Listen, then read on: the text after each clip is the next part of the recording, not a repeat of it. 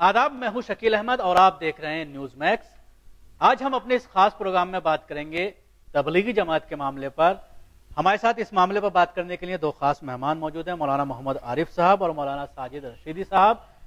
जिस तरह से अभी पिछले दिनों तबलीगी जमात के जरिए एक तमामी उर्दू अखबारात में एक ऐड दिया गया था जिसमें जो उनके खिलाफ जो एक फतवा आया था दारुल उलूम देवबंद से, उसके बारे में कहा गया था कि हमने रुजू कर लिया है। मैं अपनी तमाम पुरानी बातों से मौलाना साहब ने कहा था रुजू करता हूं, और जितने भी उसमें अराकीन हैं मजलिस उनके साथ उनको भी जिक्र किया गया था कि हम लोग साथ मिलकर के इस तंजीम को यानी तबलीगी जमात को आगे लेकर जाएंगे। और उसके साथ ही ये लेटर एक भेजा गया था दारुल उलूम देवबंद जहां से फतवा आया था, और उसमें बाकायदा जिस तरह से पिछले एक लेटर में उन्होंने जिक्र किया था कि वो अपनी बातों को जो उन्होंने स्पीच में कही है, जिनके ऊपर उनके ऊपर इल्जाम लगा है गुमराही का, तो उसका जवाब वो मुदल्लल तरीके से देंगे। तो पॉइंट बाय पॉइंट उन्होंने अपने जवाब भेजे वहां पर, लेकिन उसके बाद वहां से भी एक जवाब आया और उसमें उनके सारे जवाब को जो है नकारा गया। इन्हीं सारी चीजों पर बात करने के लिए हमारे साथ मौजूद हैं मौलाना आरिफ साहब। जिस तरह से पीछे एक ऐड दिया गया तबलीगी जमात के जरिए तमाम ही अखबारात में, तो किस तरह की ये एक कहा जा सकता है मौलाना रुजू करना चाहते हैं, दिल से वो पूरी तरह से अपनी जो बातें उन्होंने कही हैं उससे रुजू करना चाहते हैं, जो एक तबलीगी जमात के काम पर असर पड़ रहा था, जो भीड़ वहां पर खत्म हो रही थी, वो उसको वापस लाना चाहते हैं। इस्लाम का ताल्लुक भीड़ से कतई नहीं है। भीड़ के लिए तो जमात की नमाज है, जुमे की नमाज है, ईद की नमाज है, हज है, उम्रा है वगैरह।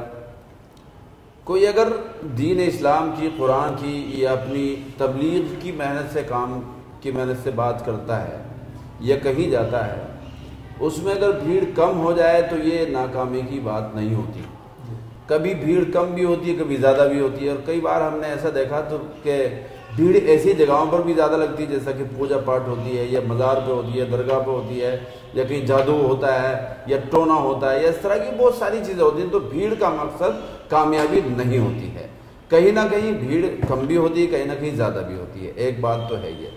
दूसरी बात, आपका कहना ये कि जो इश्तहार आया था, जिस दिन मैंने इश्तहार पढ़ा उस वक्त कुछ उलमा लेकर के उसको ईदगाह में गए।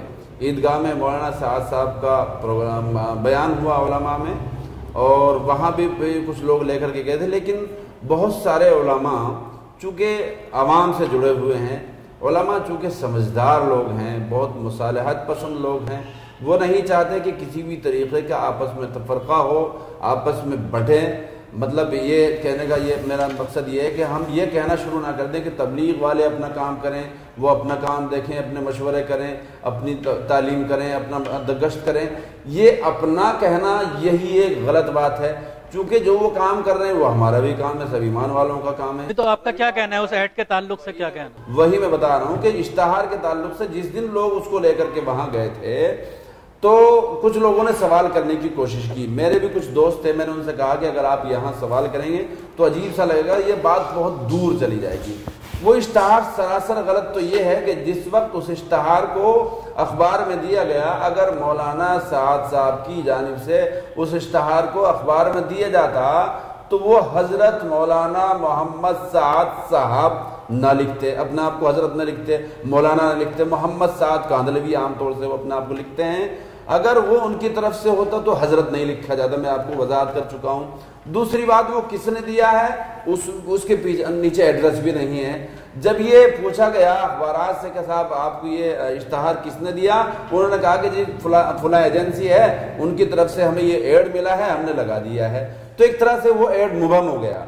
और कुछ लोगों से मैंने सुना कि मौलाना साद साहब ने ये कहा है अपने बयान में कि तबलीगी जमात का ताल्लुक इश्तहार अखबारात से कतई नहीं है, ना हमने इश्तहार दिया है, ना देंगे, ना कभी देने का इरादा है।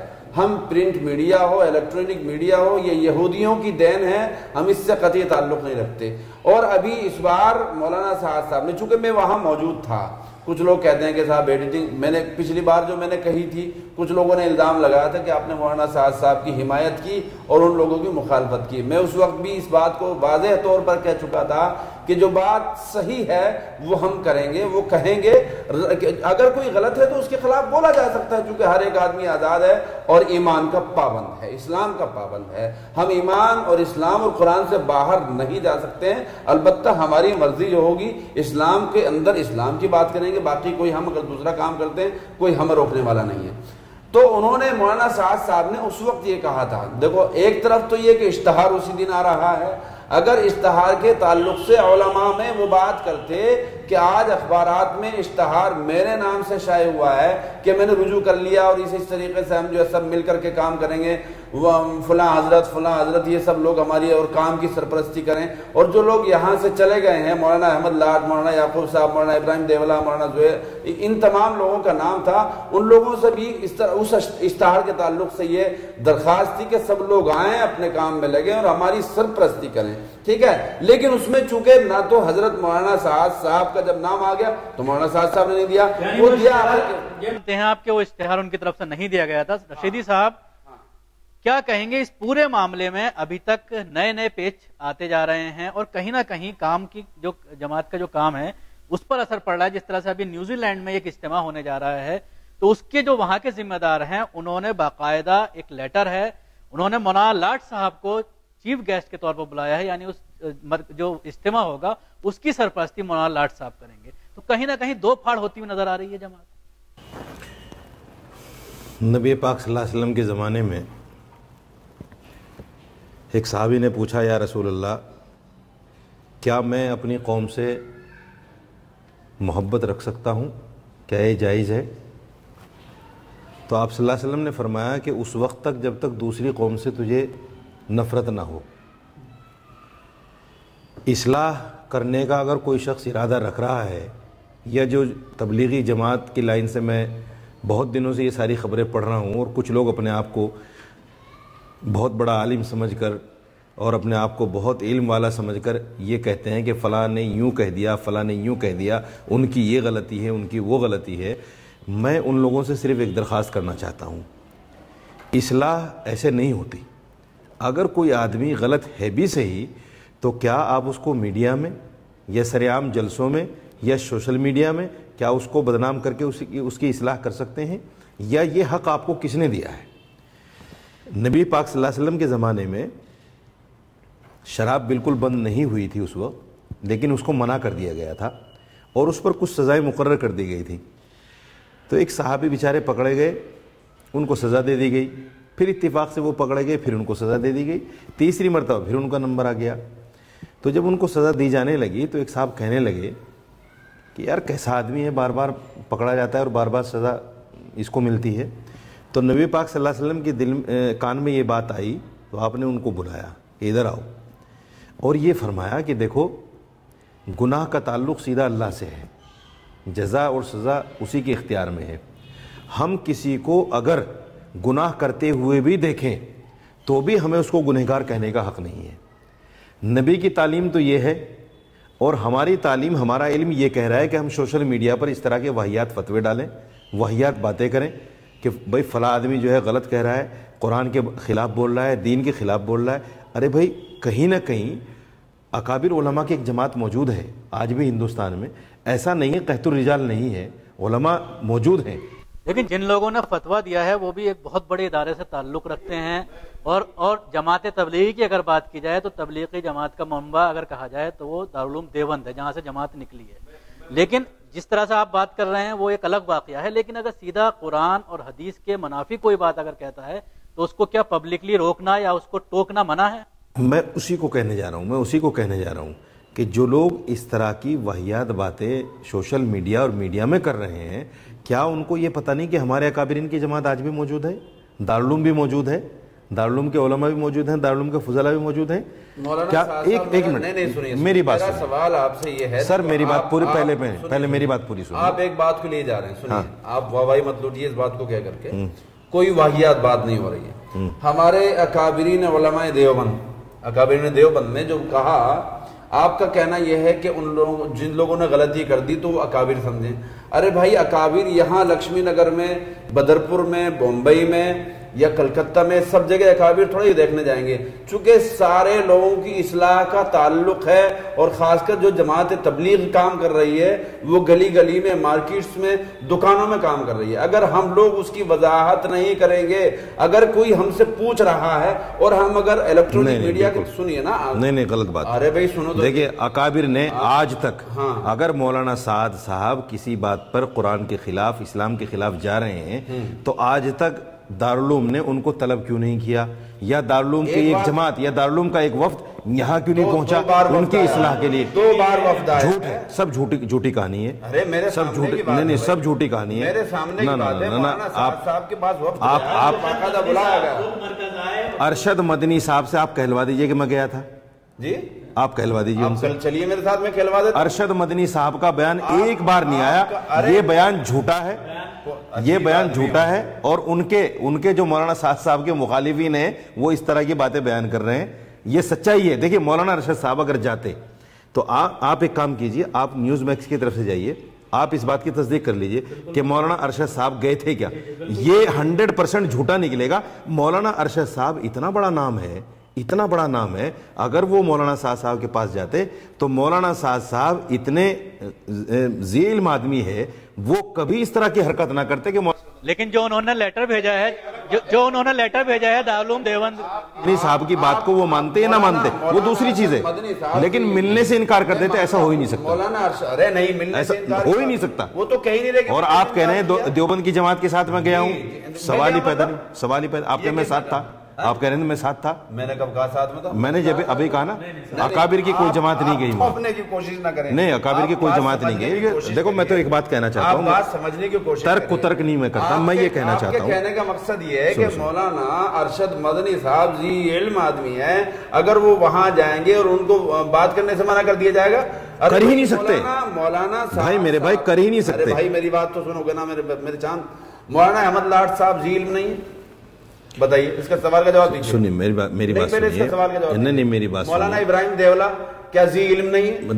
پھر وہی بات آتی ہے، پھر یہ نظریاتی اختلافات ہیں، میری اور آپ کی سوچ سے بہت دور ہے، میری اور آپ کی سوچ سے بہت دور ہیں، ہم مجتہد نہیں ہیں، یا ہم اتنے بڑے علم والے نہیں ہیں کہ مولانا احمد لاٹ صاحب کو کوئی کسی طرح کا ترک کر سکے یا مولانا سعد کو ترک کر سکے، نہیں ہم اتنے بڑے علم والے نہیں ہیں، نہیں بالکل میں صحیح کہہ رہا ہوں، میں صحیح کہہ رہا ہوں، میں صحیح کہہ رہا ہوں، دیکھو ہماری اتنی، میں اپنے بارے میں کہہ رہا ہوں کہ میں اپنا، ارے بھائی سنو آپ میری بات، آپ نے اپنی آنکھ سے بھی تو ان کے خطوط پڑھے ہوں گے، دارالعلوم دیوبند سے بھی آئے ہیں، اخبارات میں بھی آیا ہے، مولانا میں اور آپ کر رہے ہیں سب کہانی میں اور آپ کر رہے ہیں، اور دارالعلوم وہ فتویٰ دے گا، شکیل صاحب سنیے، شکیل صاحب سنیے، دیکھیے بات سنیے، دارالعلوم کے پاس اگر کوئی سوال بھیجے گا، دارالعلوم مکلف ہے اس کا جواب دینے کا، بالکل جواب، چاہے وہ فتوے کی شکل میں ہو، چاہے مسئلہ پوچھنے کی شکل میں ہو، دارالعلوم نے سوال، نہیں اس میں فتویٰ نہیں پوچھا گیا، اس میں مولانا سعد صاحب کو بالکل وہ کر کے نام لے کر کے بھیجا گیا ہے لیٹر، اور دونوں بار ان کا نام لے کر کے بھیجا گیا ہے جی، اور جو نہیں اس میں جو فتوے کا مطلب ہوتا بغیر نام ظاہر کیے فتویٰ، نہیں ایسا کچھ نہیں ہے، نام سے بھی لے سکتے ہیں، نام سے بھی لے سکتے ہیں، ایک بار جا کے دیکھیے کوئی فتوے، اگر میں یہ کہوں کہ میں کے نام سے فتوے آتے کہ فلاں نام کا آدمی میں نے دیکھا ہے وہ شراب پی رہا ہے، تو کیا اس کے پیچھے نماز جائز ہے؟ تو دارالعلوم کا فتویٰ یقیناً یہی آئے گا کہ اس کے پیچھے نماز جائز نہیں ہے، یقیناً یہی نہیں، اس میں یہ معاملہ نہیں ہے، اس میں خاص طور سے ان کو ایڈریس کر کے ایک لیٹر بھیجا گیا، اور اس میں جو ان کی باتیں تھیں وہ باقاعدہ درج کی گئیں، اور اس کے بعد ان کا جو جواب گیا اس میں ایک نیچے 4 لائن کا لکھا گیا کہ میں ان سب چیزوں کا قرآن اور حدیث سے ثابت کر کے آپ کو جواب دوں گا، تو جی اگر آپ تاریخ سنیے، ایک منٹ عارف صاحب ایک منٹ، ابھی جو لیٹر آیا ہے اس میں انہوں نے کہا کہ جو میں نے باتیں کہی ہے وہ ہمارے اکابرین سے ثابت ہوتی ہیں، جو میں کہہ رہا ہوں ہمارے اکابرین کی تاریخ پڑھیے، ان کی باتیں پڑھیے، ہاں حضرت موسیٰ کے تعلق سے بھی انہوں نے کہا، تو اس طرح سے ضد پر نہیں، میری بات سنیے، دیکھیے بات سنیے، میں تو اس بات کو کہنا چاہتا ہوں، میری کیا بساط ہے کہ میں مولانا ارشد مدنی صاحب کی اصلاح کرنے کے لیے چلوں، میری کیا بساط ہے کہ میں مولانا سعد صاحب کی اصلاح کرنے چلوں؟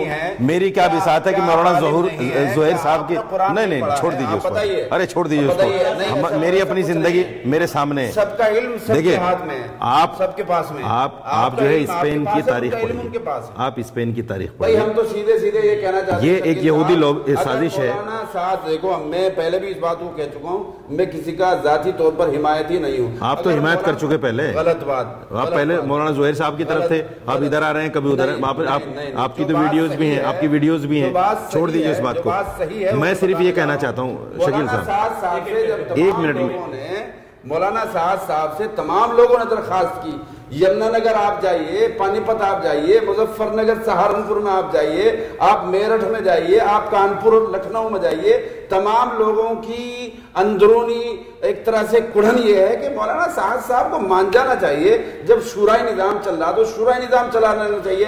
آخر مولانا سعد صاحب چاہتے کیا ہیں؟ ایک بات، دوسری بات آگے وہی بات ابراہیم دیولا مخالفت والی کہہ رہے ہیں، میں مخالفت نہیں کر رہا ہوں اور کر بھی رہے ہیں، مخالفت کی بات نہیں ہے، میں حقیقت بیان کر رہا ہوں، نہیں کر بھی رہے ہیں ہم مخالفت بیان کرنے کا کہ مطلب سب لوگوں کی بات نہیں مان رہے ہیں۔ حقیقت بیان کرنے کا مطلب مخالفت نہیں ہوتی مولانا۔ مولانا احمد لاٹ صاحب، مولانا یعقوب صاحب، مولانا ابراہیم دیولا صاحب یہاں سے چلے گئے۔ میں آپ سے جو آپ کہہ رہے ہیں نا، ہم مجتہد نہیں، فلاں نہیں، ہمیں کیا حق بنتا ہے؟ مجھے حق بنتا ہے، سب اسلام والوں کو، سب قرآن پڑھنے والوں کو حق بنتا ہے۔ کیا مولانا سعد صاحب نے آج تک کوئی ایک سفر ایسا کیا ہو جب اتنے زمانے سے وہ، ان کے والد صاحب کے زمانے سے وہ لوگ کام میں لگے ہوئے ہیں، کیا ان کا مقصد نہیں بنتا، ان کا فرض نہیں بنتا کہ ان کے پاس جا کر کے ان کی خوشامد کر کے واپس بلا جائے؟ ان کے اکابر ہیں، ان سے بڑے ہیں، وہ ان کے پاس جا کر آپ مولانا سعد سے کتنی بار ملے اصلاح کے لیے؟ جی، اصلاح کرنے کے لیے کتنی بار ملے؟ آپ کتنی بار ملے؟ یہ کون سی بات ہوگی؟ میں کئی بار کوشش کر چکا ہوں، آپ کون سی بالکل کوشش کر چکا ہوں۔ کس دن؟ بالکل، کس تاریخ آج سے 3 مہینے پہلے بھی گیا ہوں، اور ابھی مرکز میں جانے کی کوشش کی جب ملنے دینا۔ یہ بتائیے، کیا اسلام کے روح سے اپنے بزرگوں کو انہیں نہیں لانا چاہیے واپس؟ بالکل لانا چاہیے۔ نہیں، آپ میں ان سے جواب چاہتا ہوں، کیونکہ جس طرح سے وہاں پر شورا تھی، شورا کا نظام بالکل درہم برہم ہو گیا ہے اور ایک آدمی کے ہاتھ میں سب کچھ آ گیا ہے، اور جس طرح سے برائیاں بالکل جو آ رہی ہیں سامنے، جس طرح سے موسیٰ کا ذکر، ان کا لیٹر ہے، میں آپ کو دکھا سکتا ہوں، جو دارالعلوم دیوبند کو بھیجا گیا ہے، اس پر دارالعلوم دیوبند نے بہت سخت الفاظ میں جو ہے ان کی وہ کی ہے، کھچائی کی ہے، اور کہا ہے کہ ہم آپ کے اس کو نہیں مانتے۔ آخر میں جو 2 لائنیں لکھی ہیں کہ ابھی اس کو ہم نہیں مانیں گے۔ میں صرف ایک بات کہنا چاہتا ہوں، اسلام اور اسلامی ان تنظیموں کے خلاف جو اتحاد، اتفاق اور اشاعت دین، اشاعت قرآن کا کام کر رہی ہیں، روز اول سے یہودی لوبیاں کام کر رہی ہیں، اور ان کا ٹارگیٹ، ان کا مقصد صرف اور صرف یہ ہوتا ہے کہ یہ اتحاد کسی طرح ٹوٹ جائے، یہ کام کسی طرح پیچھے ہو جائے، یہ جماعت کسی طرح کمزور پڑ جائے۔ جمعیت علماء ہند ایک تھی آزادی کے بعد سے، آج وہ بھی ٹوٹ گئی، ٹوٹی نہیں، آج وہ بھی ٹوٹ گئی، 2 جماعتیں ہو گئی، ارشد مدنی الگ ہو گئے، محمود مدنی الگ ہو گئے۔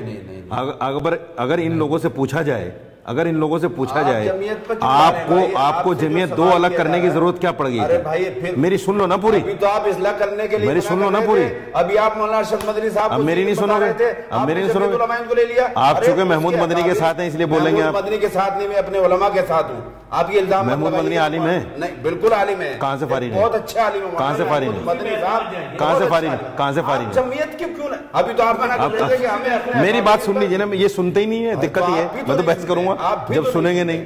دیکھیے، جمعیت کو مت لیجیے، یہ سچائی ہے، یہ سچائی ہے، اس کو ماننا پڑے گا۔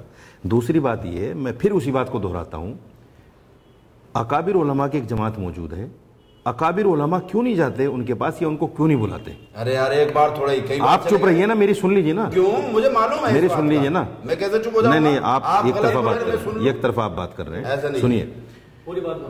نہ تو میں مولانا سعد صاحب کا حمایتی ہوں، نہ مولانا زہیر صاحب کا مخالف ہوں۔ مجھے درد صرف اس بات کا ہے کہ کچھ لوگ اس میں آلائے کار بن رہے ہیں اور اس دین کے اہم کام کو، اہم جماعت کو توڑنے کی کوشش میں لگے ہوئے ہیں، اور ان کا مقصد صرف اور صرف معمولی سی شہرت اور 2 پیسے کا لالچ، صرف یہ ہے۔ میں کئی لوگوں کو دیکھ چکا ہوں جو صرف اس نام سے اپنی شہرت بٹورنا چاہتے ہیں۔ تبلیغی جماعت واحد ایک ایسا کام ہے، کچھ لوگوں کو اس کے کام پر اعتراض ہے، یہ تو ایسا کرتے ہیں. تو ارے بھائی جب کام پر اعتراض ہے آپ اچھا کر کے دکھا دو, اس کا طریقہ آپ سن لیں یار. جب آپ کو اجازت ملے گی بول لینا, میری سن لو پہلے, آپ سن لو نا. آج تک کسی بھی آدمی نے, کسی بھی عالم نے تبلیغ کے کام کو برا نہیں کہا. ہر ایک آدمی چاہتے ہیں آپ نہیں سنو گے نا, کام ہر مسجد میں, ہر گلی میں, ہر محلے میں ہونا چاہیے. سے کر لو. اگر تبلیغی کوئی بھی آدمی اگر کچھ غلط کرتا ہے تو شخصیت کے طور پر ان سے کہا جا سکتا ہے. آپ یہ نہ کہیں کہ تبلیغ کے خلاف وہ لوگ ہیں. تبلیغ کے خلاف تو کوئی اسلام والا ہو ہی نہیں. اس کے لوگوں سے نہیں تھا, جیسے اور جماعتیں ہیں وہ خلاف ہیں, یہ مقصد تھا ان کا کہنے کا. جی رشید صاحب. میرا کہنے کا صرف ایک مقصد ہے کہ ہم اس دین کے کام میں رخنا نہ بنے. اگر ہم کچھ دین کا اچھا کام نہیں کر سکتے, کوئی اچھی تنظیم نہیں چلا سکتے, تو کم از کم جو لوگ اچھا کام کر رہے ہیں ان کے سامنے دیوار نہ بنے. اگر ہمارے اندر صلاحیت ہے, ہمارے اندر قابلیت ہے, تو اس لائن سے بڑی لائن کھینچ کے دکھائے نا کہ دیکھو جی یہ ہم نے بڑا کام کر دیا ہے. ہماری صلاحیت تو اتنی بھی نہیں ہے کہ ہم ایک مسجد کو چلا سکیں, اور ہم کام کر رہے ہیں تبلیغی جماعت کو صلاح دینے کی. تبلیغی جماعت والوں کو جو لوگ روزہ کتنا بڑا کام ہے تبلیغی جماعت. میں یہ کہتا ہوں کہ لاکھوں نقص کے باوجود, لاکھوں کمیوں کے باوجود تبلیغ کا جو کام چل رہا ہے, جو اکابرین اس کی سرپرستی فرما رہے ہیں, چاہے وہ مولانا ظہیر صاحب ہوں, چاہے مولانا سعد صاحب ہوں, میں ان کو تہے دل سے ان کا شکریہ ادا کرنا چاہتا ہوں. لاکھوں لوگ اس کام کی وجہ سے نمازی بن گئے, لاکھوں لوگ اس کام کی وجہ سے قرآن سیکھ گئے, لاکھوں لوگ اس کام کی وجہ سے دین سیکھ گئے. میں ان کا بہت تہے دل سے شکریہ. لیکن ہم اعلی کار کیوں بن رہے ہیں؟ مجھے صرف اعتراض اس پر ہے, جو لوگ اصلاح کہاں ہے؟ آدمی خود اپنی تو اصلاح کر لے. میری اپنی زندگی کیا ہے؟ میں اپنی زندگی کو نہیں دیکھ رہا ہوں. مولانا بات یہ, پہلے میرا سوال سنیے آپ.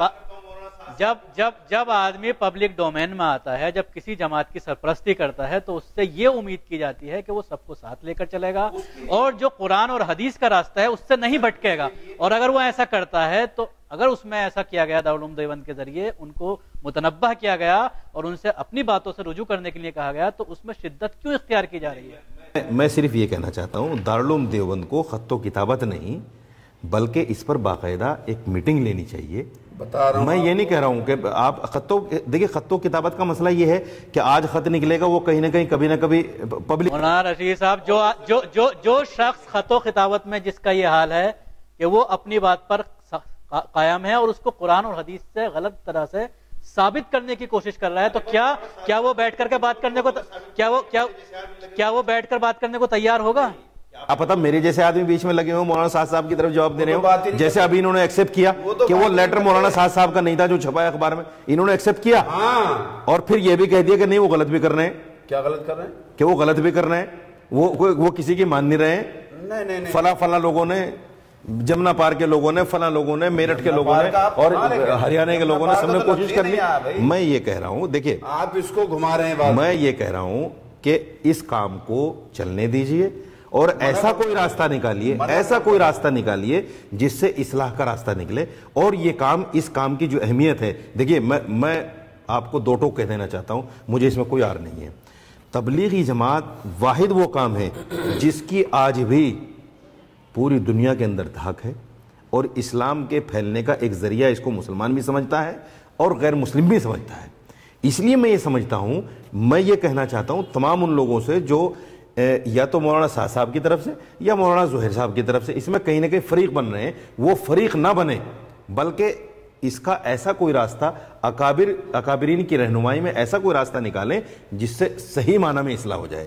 آپ یہ لیٹر بازی, کترک, ادھر ادھر کی باتیں, اس نے یہ کہہ دیا, اس نے, یہ تمام چیزیں نہیں ہونی چاہیے, اس سے کام کے اوپر اثر پڑ رہا ہے. جی مولانا عارف صاحب, کیا کہنا ہے آپ کا؟ جو لیٹر بازی ہو رہی ہے کیا وہ ہونی چاہیے؟ اور جس طرح جواب سامنے آ رہے ہیں, اور اس کے علاوہ جو اشتہار سامنے آیا ہے اور اس کا پوری طرح سے انہوں نے انکار کیا ہے کہ وہ میں نے نہیں دیا تھا, اگر انکار نہیں کرتے پبلکلی, جانے دیتے اس کو ایسے ہی, تو کیا فرق پڑ جاتا ہے؟ مولانا ساجد رشیدی صاحب کا کہنا دو طرح سے ہے. نمبر ایک, لیٹر بازی نہیں ہونی چاہیے. نمبر دو, علماء کی سرپرستی ان کو ہونی چاہیے. ان کی باتوں میں دو باتوں میں تضاد ہے. ایک طرف تو یہ کہہ رہے ہیں کہ ہمیں اکابرین سے کہنے کی اور ان کے برابر میں جانے کی, ان سے بات کرنے کی کوئی ہمت نہیں ہونی چاہیے. ہمارے اکابرین اگر ہم ان سے بات نہیں کریں گے تو ہماری اصلاح کیسے ہوگی؟ دوسری بات انہوں نے کہی ہے کہ پہلے ہم اپنی تو اصلاح کر لیں، دوسروں کی بات میں سوچیں.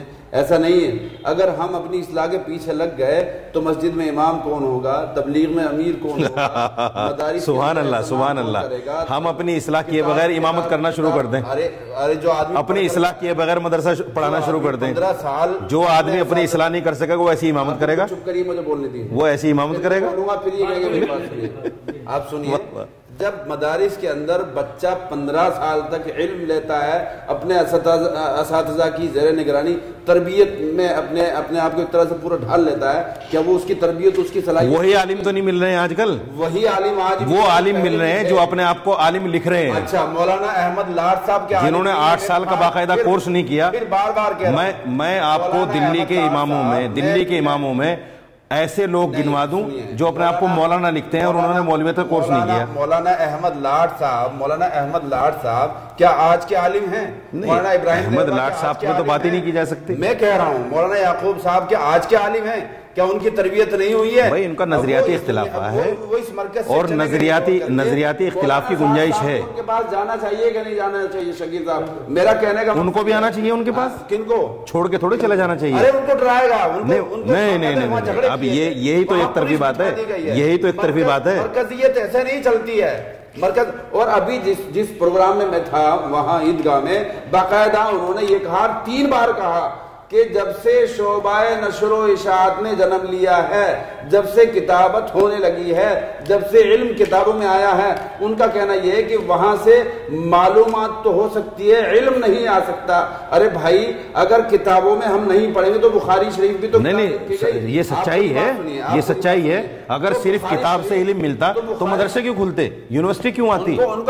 ارے کتاب اگر نشر و اشاعت نہیں ہوگی تو آدمی ڈاکٹر بن جاتا ہے لیکن ہاؤس جاب لازمی ہے اس کے لیے. اپنے بچے کو پڑھائے نشر و اشاعت کا مطلب یہ تھوڑا ہی ہوا آپ کو نہیں پتا، میں بتاتا ہوں. دیکھیں اسلامی دانشور پیدا ہو گئے جو قرآن کو پڑھ کے ترجمہ پڑھ کے غلط ترجمہ کرتے ہیں ٹی وی پر بیٹھ کر کہ قرآن یہ کہہ رہا ہے. وہ وہی لوگ ہیں جو کتاب میں پڑھ لیتے ہیں لیکن استاد کے سامنے بیٹھنے کی ان کو ہمت نہیں ہوئی. اسلامی دانشور پیدا ہو گئے جو قرآن کو پڑھ کے ترجمہ پڑھ کے غلط ترجمہ کرتے ہیں ٹی وی پر بیٹھ کر کہ قرآن یہ کہہ رہا ہے. وہ وہی لوگ ہیں جو کتاب میں پڑھ لیتے ہیں لیکن استاد کے سامنے بیٹھنے کی ان کو ہمت نہیں ہوئی اور انہوں نے استاد کے سامنے کبھی بیٹھے نہیں. وہ اس لیے وہ غلطی ترجمہ لیں. تو اگر مولانا صاحب نے یہ کہہ دیا تو اس میں کیا برائی کہہ دی اس نے؟ کتابی پڑھائی سے بالکل نہیں. میں یہ کہنا چاہ رہا ہوں، سنیے، میں یہ کہنا چاہ رہا ہوں کہ صرف کتاب سے علم نہیں آ سکتا.